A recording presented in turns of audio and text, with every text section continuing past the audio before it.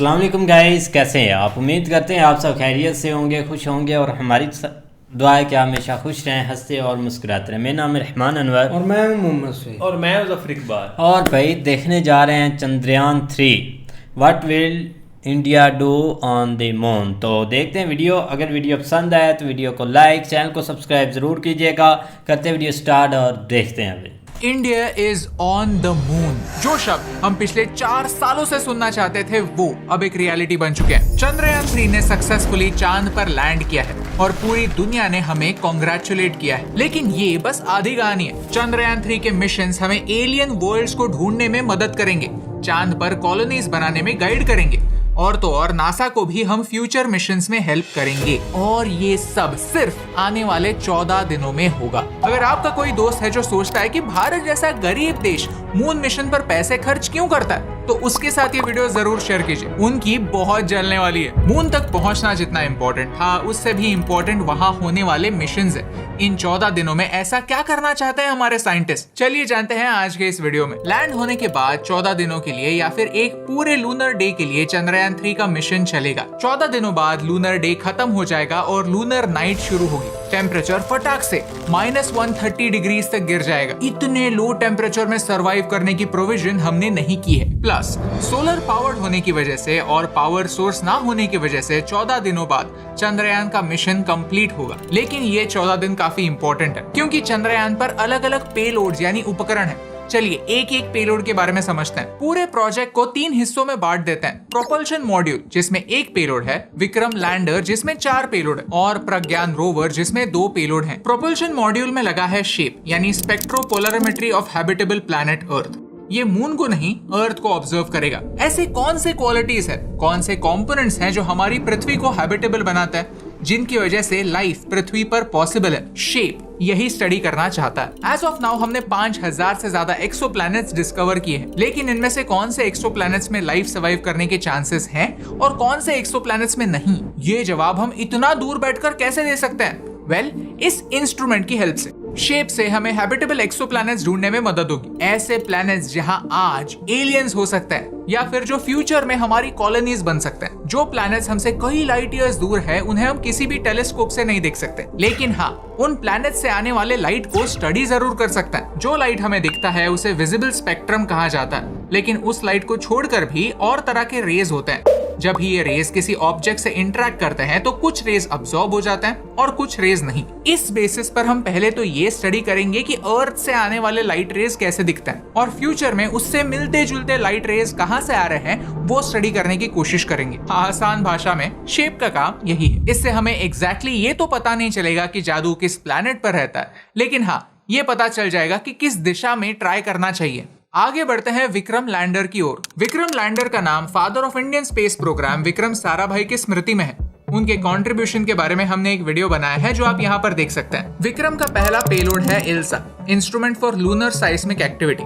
जैसे अर्थ पर अर्थक्वेक्स आते हैं, चांद पर मूनक्वेक्स आते हैं। चंद्रयान 3 सिर्फ मून के सरफेस को ही नहीं, मून के कोर को भी स्टडी करना चाहता है। और ये कैसे होगा? साइस्मिक एक्टिविटी को स्टडी करके। लूनर कोर को स्टडी करना, वहां पर कौन से स्ट्रक्चर्स बनाए जाते हैं ये फिगर आउट करने के लिए इंपॉर्टेंट है। रंभा यानी radio anatomy of moon bound hyper sensitive ionosphere and atmosphere. हम सबको वातावरण यानी एटमॉस्फेयर के बारे में तो पता है, लेकिन अर्थ के अराउंड एक मैग्नेटोस्फीयर भी है जो हमें सूरज से आने वाले हार्मफुल रेडिएशन से बचाता है। चांद पर ऐसा कोई मैग्नेटोस्फीयर नहीं है, तो होता यह है कि सूरज के चार्ज पार्टिकल्स चांद तक डायरेक्टली पहुंचते हैं। सोलर रेडिएशन और मून के सरफेस की वजह से वहां एक चार्ज पार्टिकल्स का आयोनोस्फीयर बन जाता है। चांद का आयोनोस्फीयर अर्थ के आयोनोस्फीयर से 1 मिलियन गुना कम डेंस है। इसके बारे में ज्यादा रिसर्च अवेलेबल नहीं है, तो फिर रंभा एक इंपॉर्टेंट स्टेप फॉरवर्ड होगा। चास्टिक चंद्रा सरफेस थर्मोफिजिकल एक्सपेरिमेंट। अगर फ्यूचर में हमें चांद पर एक ह्यूमन कॉलोनी बनानी है तो वहां पर हमें ह्यूमंस को भेजना पड़ेगा। वहां पर अलग अलग स्ट्रक्चर्स, बिल्डिंग्स बनाने पड़ेंगे और उनके अंदर एक क्लाइमेट कंट्रोल्ड एटमॉस्फेयर भी बनाना पड़ेगा। वहां के टेम्परेचर को कंट्रोल करना पड़ेगा क्योंकि मून के सरफेस पर टेम्परेचर बहुत ज्यादा फ्लक्चुएट होता है। दिन के टाइम पर बहुत ज्यादा हाई टेम्परेचर होता है और रात के टाइम पर टेम्परेचर बहुत नीचे गिर जाता है। अगर हम टेम्परेचर कंट्रोल कर पाए तो ही बिल्डिंग के अंदर इंसान ज्यादा टाइम के लिए जिंदा रह सकते हैं। तो मून पर जाकर हीट को स्टडी करना इंपॉर्टेंट है। ये चास्टर डिवाइस चांद के सरफेस पर एक छोटा सा गड्ढा बनाएगा,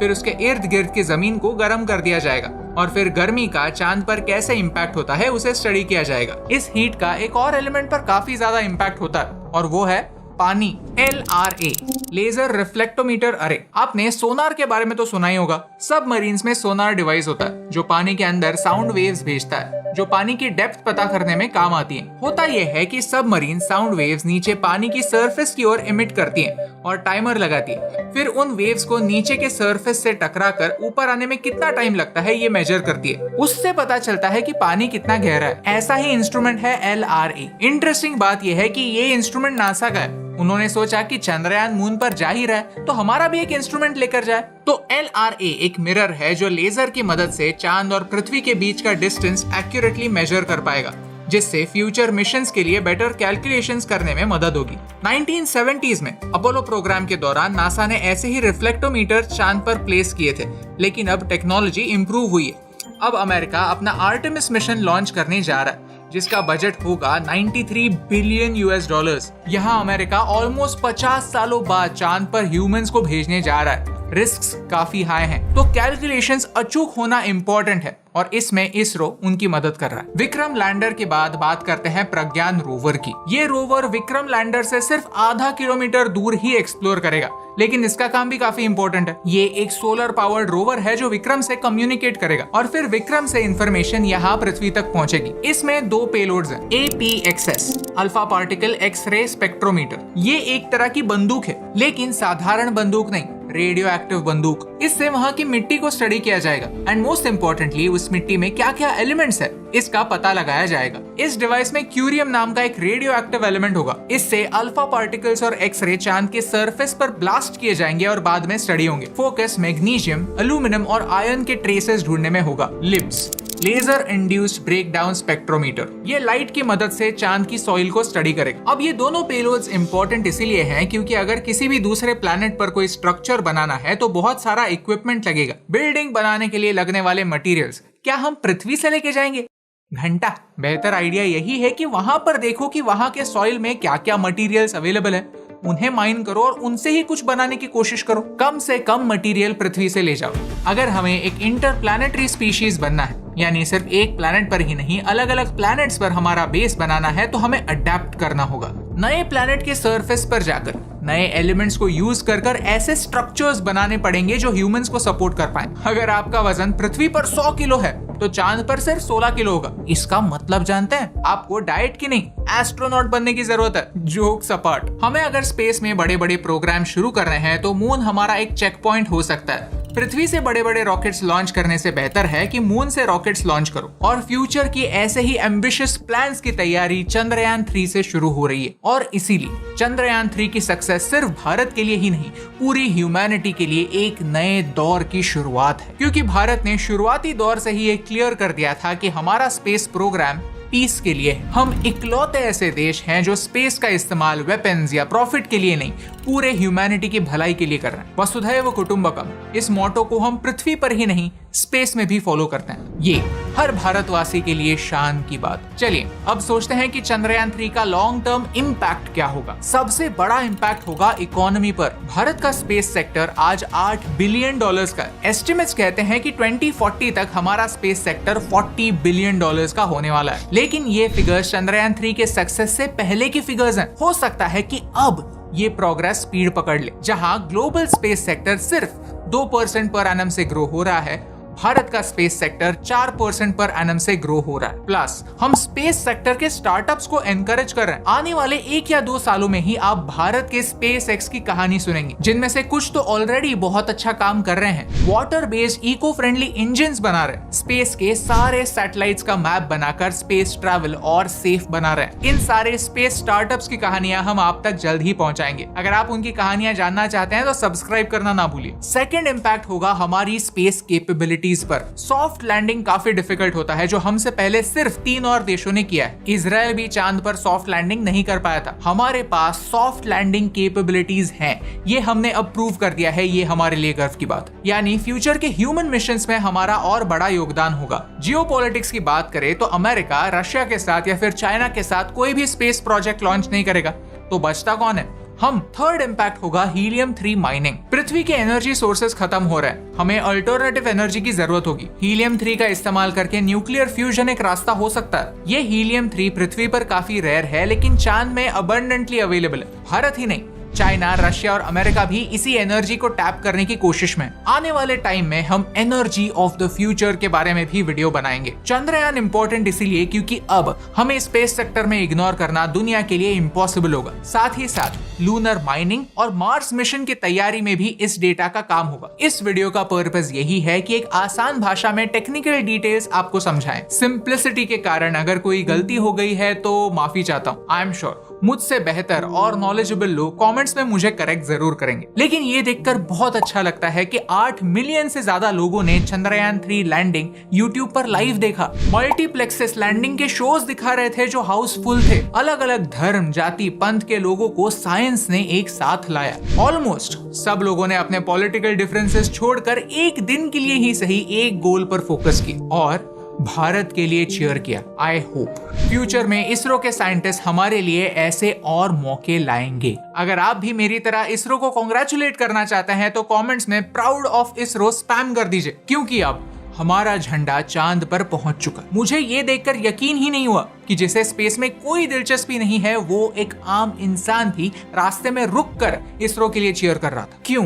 क्योंकि ये उस हर भारतवासी की जीत है जिसे इस बात पर भरोसा है कि हम ग्रेटनेस के लायक हैं, और हर उस इंसान के लिए एक करारा चाटा जो सोचता है कि इस देश का कुछ नहीं हो सकता। Chandrayaan is the pride of India, और यही शान की बात आप तक पहुंचाने से मुझे फर्क पड़ता है।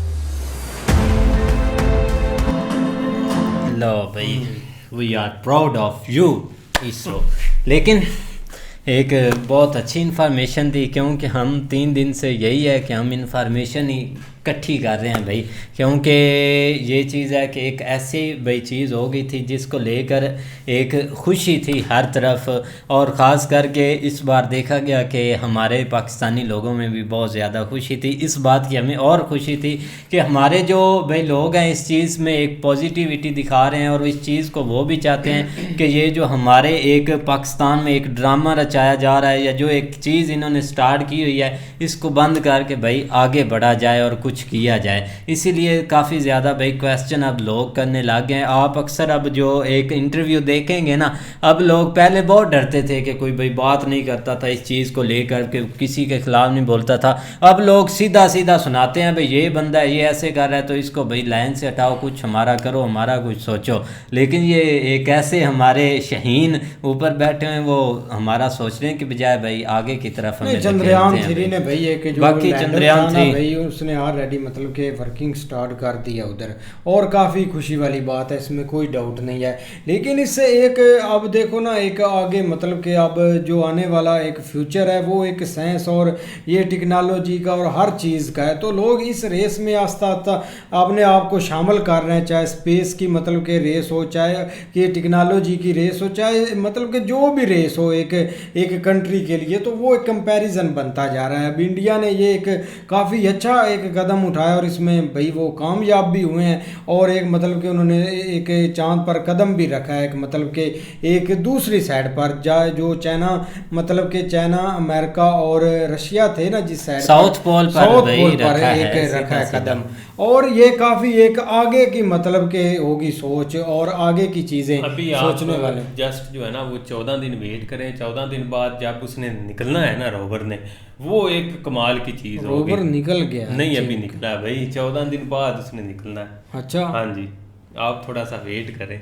अच्छा यार देख रहा था ट्विटर निकल आया, एक मतलब वो निकल आया रोवर, और एक लोनर नहीं होता वो बाहर अभी से भाई निकलेगा। उसने 14 दिन किया भाई, उसमें ये मुझे लगता है कि हम 3 दिन से वीडियो देख रहे हैं भाई, पता फिर भी नहीं है आपको ये चीज़ का लगा कि भाई वो लोनर निकल आया। वो आज दोस्त भी बता रहा था कि उसके अंदर एक पावर होती है जो एक 14 दिन वो चलेगा। उसके यार मैंने वीडियो देखी है ट्विटर पर, शायद आपने नहीं देखी। हाँ, लोनर निकल आया भाई। चलो लेकिन ये कि भाई अब एक नया दौर जो है ना वो स्टार्ट होने लगा है, और उसका जो है ना वो एक एक वो आप ये कह सकते हैं एक सुनहरी दौर है। बिल्कुल। आप देख लो कि 14 दिन बाद जब वो मतलब चेंज ओवर होना है, चेंज ओवर ये कह सकते हैं कि 14 दिन वहाँ पे रोशनी होती है, 14 दिन जो है ना वो चांद के ऊपर अंधेरा होता है, और उस अंधेरे में जो है ना वो जो चीज़ें कलेक्ट होनी है ना वो एक कमाल क्यों नहीं, उसके बाद जो रिजल्ट आने हैं ना वो एक देखने यार वाले मैंने होंगे। एक फिल्म देखी थी इंग्लिश, उसमें ये एक मून पर ही मतलब कि उन्होंने एक मूवीज बनाई हुई थी,